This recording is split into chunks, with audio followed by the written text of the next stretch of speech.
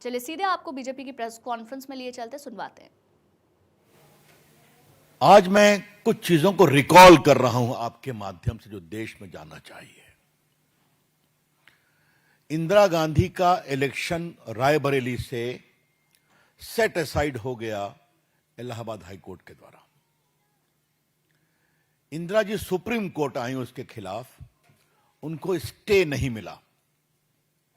यही कहा गया, आप सदन में आ सकती हैं लेकिन बोलेंगी नहीं।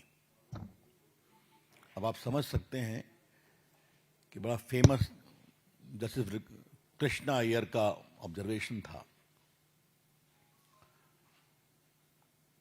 ये जब वाकया हुआ तब इंदिरा गांधी को बचाने की कोशिश हुई, और उसी बचाने की कोशिश में इमरजेंसी का दुरुपयोग किया गया। तो पहली बात यह ध्यान रखिए कि विपक्ष का विरोध, देश को तोड़ने की बात, यह सब बिल्कुल बेबुनियाद है। इमरजेंसी सिर्फ और सिर्फ लगाई गई इंदिरा गांधी की कुर्सी बचाने के लिए। पूरे विपक्ष के लोग गिरफ्तार कर लिए गए, मैं उसकी चर्चा करूंगा। लेकिन आज मैं 50 साल पूरे हो रहे हैं, तो मैं आप लोगों को और आपके माध्यम से देश को बताना चाहूंगा कि सारे संवैधानिक जो संस्थान हैं उसको किस तरह से एब्यूज किया गया। Today is the time to recall as to how, while imposing emergency, all the signposts of democracy, the institutions, were brutalized by the then Congress government headed by Indira Gandhi. आपको मालूम है कि emergency लगाने का जो प्रस्ताव था उस पर कैबिनेट की सहमति नहीं थी।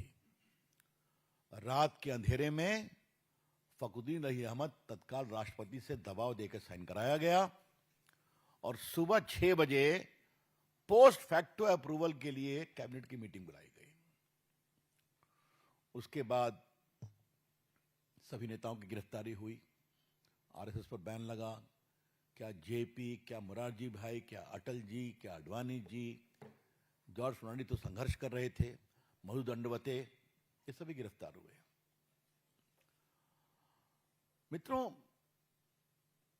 जेल में जो तांडव हुआ है उसकी कहानी बहुत आई है। मैं कुछ उदाहरण आपको देना चाहता हूं। जेपी को गिरफ्तार करके रखा गया था हरियाणा में एक गेस्ट हाउस में। तो जेपी सुबह में जलपान कर रहे थे तो देखे सामने मुरारजी भाई टहल रहे हैं, उनको ऊपर रखा गया था। तो जेपी ने कहा मुझे उनसे मिलने दो। कहा आप नहीं मिल सकते। कहा ऐसा करो हम लोग को साथ नाश्ता करें दो। कहा आप नहीं कर सकते। ऐसा करो हम दोनों जलपान करेंगे तो हम लोग के बीच में बैठ जाना। कहा नो। आप समझ सकते हैं कि जेपी मीसा में बंद हैं, सामने मुरारजी भाई हैं, आप मिल नहीं सकते। अटल जी, आडवाणी जी बेंगलोर जेल में गिरफ्तार।